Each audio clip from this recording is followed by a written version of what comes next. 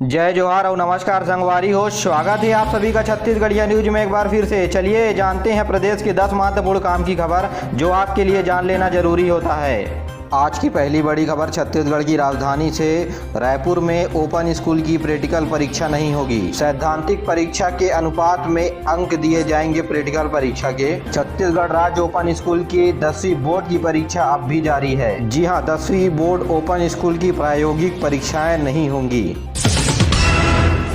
छत्तीसगढ़ में high court के बाद बीएससी और एमएससी की नर्सिंग परीक्षाओं को अब टाल दिया गया है। 6 जुलाई से होने वाली थी ये परीक्षाएं। आपको बता दें कि छत्तीसगढ़ के आयुष विश्वविद्यालय के द्वारा BSc nursing, post BSc nursing तथा एमएससी नर्सिंग के लिए परीक्षा हेतु टाइम टेबल जारी कर दिया गया था। ये परीक्षाएं 6 जुलाई से होने वाली थी, जिस वजह से नर्सिंग के छात्रों ने नाराजगी जाहिर की थी कि वह इतने कम समय में तैयारी कैसे कर सकेंगे। इसलिए हाई कोर्ट में याचिका दायर करते हुए, जिसके बाद हाई कोर्ट ने परीक्षा को स्थगित करने के लिए कह दिया है और हाई कोर्ट ने आयुर्वेद विद्यालय से जवाब मांगा है कि परीक्षा किस तरह से लेंगे। आपको बता दें कि राज्य सरकार ने अभी नर्सिंग की परीक्षा लेने के लिए अपनी सहमति नहीं जताई है, जिसके बावजूद भी आयुष विश्वविद्यालय ने छात्रों की से परीक्षा लेने के लिए तारीख तय कर दी। सरकार की मुख्य धारा से जुड़ने के लिए नक्सली को छोड़कर सरेंडर कर चुके नक्सली सरकार के वायदों को लेकर के नाखुश दिख रही है। इनका कहना है कि सरेंडर करने के बावजूद भी हमें बुनियादी जरूरतों के लिए परेशान होना पड़ रहा है। हमें वर्तमान प्रदेश सरकार की आत्मसमर्पण की नीति का लाभ नहीं मिल पा रहा है। ना तो ये अपने गाँव जा पाते हैं, ना ही शहर में कुछ गुजर बसर करने का साधन है। सरेंडर करने वाले ऐसे लोग अब संगठित होकर विरोध प्रदर्शन करने लगे हैं। बीजापुर में शासन प्रशासन के सामने इन्होंने अपनी पीड़ा रखी। यहाँ प्रशासन ने उचित कार्यवाही करने के लिए कहा।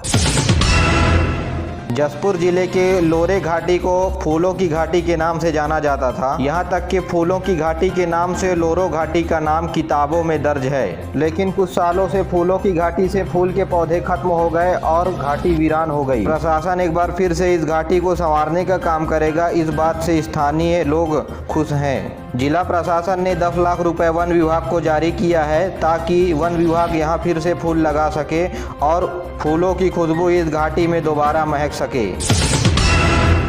कोरबा में लोगों की जान बचाने और फसलों की सुरक्षा करने के लिए मधुमक्खियां अहम होगी। वन विभाग ने यूनिपॉली प्रोजेक्ट तैयार किया है, जिसके तहत हाथी प्रभावित क्षेत्रों में हैंगिंग बी फेंसिंग लगाई जाएगी, जिसके टच करते ही मधुमक्खियां हाथियों पर हमला कर देगी और हाथियों को उल्टे पांव जंगल में वापस लौटना पड़ेगा। आपको बता दें कि पिछले 1.5 दशक से हाथी का उत्पात जिले में जारी है। जसपुर और बलरामपुर के रास्ते कोरबा जिले में दाखिल होते हैं हाथियों ने अब तक कोरबा जिले में 50 लोगों की जान ले चुके हैं तथा हजारों एकड़ की फसल बर्बाद कर 120 मकान तोड़ दिए हैं। छत्तीसगढ़ के सबसे पुराने क्लब यूनियन क्लब का अध्यक्ष गुरुचरण सिंह होरा को चुना गया है। उनका चुनाव यूनियन क्लब के वार्षिक सामान्य सभा में किया गया। अगले 5 सालों के लिए उन्हें नई कार्यकारिणी में निर्विरोध अध्यक्ष चुना गया। बैडमिंटन खिलाड़ी गिरीश को क्लब का सचिव चुना गया है, तो वहीं कोषाध्यक्ष के पद पर डॉक्टर अतुल का निर्वाचन हुआ है और बाकी अन्य लोगों को भी क्लब का मेंबर बनाया गया। चरण सिंह होरा ने अध्यक्ष बनने के बाद 70 साल से अधिक उम्र वाले जो मेंबर है उन्हें उनकी फीस माफ करने का फैसला लिया तथा आने वाले कार्यकाल को पूरी तरह से खेल के प्रति समर्पित करने की बात भी कही, क्योंकि वे जापान में होने जा रहे ओलंपिक में छत्तीसगढ़ का प्रतिनिधित्व करेंगे। छत्तीसगढ़ के अन्य जगहों समेत रायपुर में कोरोना वैक्सीन की पहली डोज नहीं लगेगी। आज वैक्सीन की कमी के कारण जिला प्रशासन ने निर्णय लिया है और आदेश में कहा गया है कि रायपुर जिले में वैक्सीन की मात्रा सीमित है, जिस वजह से वैक्सीन की पहली डोज नहीं लगाई जाएगी और उपलब्ध वैक्सीन की डोज दूसरी डोज लगाने के लिए इसका इस्तेमाल किया जाएगा। और जिले में वैक्सीन लगवाने के लिए सीमित केंद्र बनाए जा रहे हैं और जिला प्रशासन ने अपील भी की है कि वैक्सीन के लिए अभी थोड़ा इंतजार करें और देश के कोविन पोर्टल पर रजिस्ट्रेशन करवा लें, ताकि रजिस्ट्रेशन करवाने वाले लोगों को ही पहली प्राथमिकता वैक्सीन लगवाने पर दी जाएगी।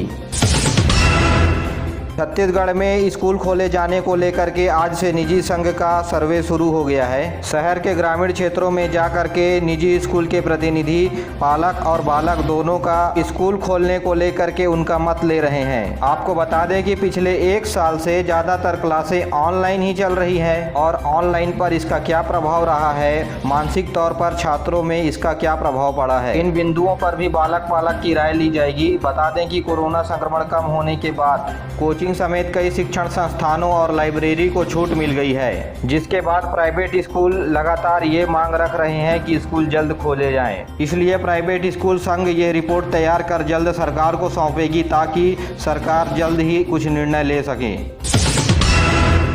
रायपुर के अवंती विहार के प्राइवेट हॉस्पिटल में डॉक्टर को बंदूक की नोक पर अपहरण करने का मामला सामने आया है। बताया जा रहा है कि आधी रात को 2 बंदूकधारी बदमाश श्रेयस मल्टी स्पेशलिटी हॉस्पिटल पहुंचे। वहां के वार्ड बॉय से डॉक्टर को अपने साथ ले जाकर बच्चे का इलाज करवाने के लिए पूछा, तो वार्ड बॉय के मना करने के बाद 2 बंदूकधारी डॉक्टर की गर्दन पर बंदूक रखकर उन्हें ले जाने लगे। ताकि अस्पताल के गेट में पहुंचने के बाद डॉक्टर उनके चंगुल से छूटकर वापस अस्पताल आ गए। इस दौरान बदमाश हॉस्पिटल के स्टाफ को बंदूक दिखाकर अपनी गाड़ी में बैठकर फरार हो गए, जिस वजह से उन बदमाशों को पकड़ा नहीं जा सका। तेलीबांधा पुलिस अज्ञात आरोपियों के खिलाफ मामला दर्ज कर उनकी तलाशी शुरू कर दी है। साथियों, आगे बढ़ने से पहले एक ज़रूरी सूचना हम आपको दे दें। अगर अभी आपने चैनल को सब्सक्राइब नहीं किया है तो सब्सक्राइब कर लें, बेल आइकन को दबा करके ऑल नोटिफिकेशन को ऑन कर लें ताकि छत्तीसगढ़ की जानकारी आप तक सबसे पहले पहुंच सके। धर्म नगरी डोंगरगढ़ में बीते 10 दिनों में 5 लोगों की आपराधिक हत्या हो गई है, जिसके बाद पुलिस ने सभी अपराधियों को पकड़ लिया है। दरअसल भुरवा टोला में एक महिला को फांसी पर चढ़ा दिया गया उसके पति के द्वारा, और पोस्टमार्टम रिपोर्ट में पता चला कि पति ने पत्नी की गला घोंटकर हत्या कर दी। वहीं 24 जून को रवेश बंधु जो मटेरियल सप्लायर थे उनकी हत्या कर बांध के सामने फेंक दिया गया। वहीं पति ने अपने पत्नी को अग्नि स्नान करा दिया और 80% जल चुकी पत्नी का रायपुर में इलाज चल रहा है। वहीं लॉज में एक प्रेमी जोड़े की हत्या से सनसनी फैल गई है। साथ ही डोंगरगढ़ में प्रियंका वासना के से गिरने से अस्पताल में मौत हो गई। पुलिस ने मामले को दर्ज कर कुछ अपराधियों को पकड़ लिए हैं, तो वहीं कुछ अपराधियों को खोजा भी जा रहा है। वहीं बिलासपुर में प्रदेश का पहला मल्टी एक्टिविटी सेंटर ठप पड़ा हुआ है पिछले 1 साल से, जिसकी वजह से 400 से ज़्यादा महिलाएं बेरोजगार हो गई हैं। इसकी शुरुआत तो जोरों शोरों से प्रदेश सरकार की तरफ से की गई थी, लेकिन प्रशासन की उदासीनता के बाद अब ये करोड़ों रुपए खर्च करने के बाद भी बदहाली की ओर जा रहा है। इन मल्टी एक्टिविटी सेंटर की स्थापना नंगोई और गनियारी में 7 करोड़ रुपए की लागत से की गई थी।